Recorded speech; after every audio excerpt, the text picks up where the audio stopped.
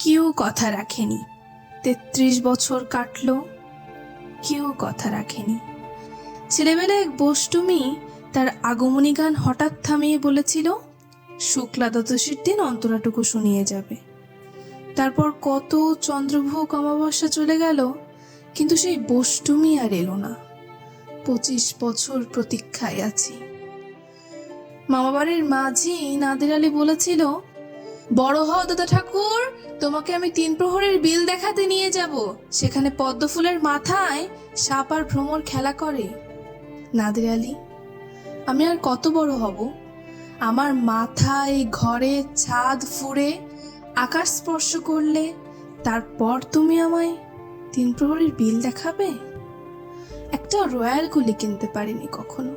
লাঠি লজেন্স দেখিয়ে দেখিয়ে চুষেছে লস্কর বাড়ির ছেলেরা। ভিখারির মতন চৌধুরীদের গেটে দাঁড়িয়ে দেখেছি ভিতরের রাস উৎসব। অবিরল রঙের ধরার মধ্যে সুবর্ণ কঙ্কন পরা ফর্সা রমণীরা কত রকম আমোদে হেসেছে। আমার দিকে তারা ফিরেও চায়নি। বাবা মার কাজ ছুঁয়ে বলেছিলেন, দেখিস একদিন আমরাও। বাবা এখন অন্ধ, আমাদের দেখা হয়নি কিছুই। সেই রয়্যালগুলি, সেই লাঠি লজেন্স, সেই রাস উৎসব আমায় কেউ ফিরিয়ে দেবে না। বুকের মধ্যে সুগন্ধি রুমাল রেখে বৌরা বলেছিল, যেদিন আমায় সত্যিকারের ভালোবাসবে সেদিন আমার বুকেও এরকম আতরের গন্ধ হবে। ভালোবাসার জন্য আমি হাতের মুঠোয় প্রাণ নিয়েছি। দুরন্ত ষাঁড়ের চোখে বেঁধেছি লাল কাপড়, বিশ্ব সংসার তন্ন তন্ন করে খুঁজে এনেছি ১০৮টা নীল পদ্ম।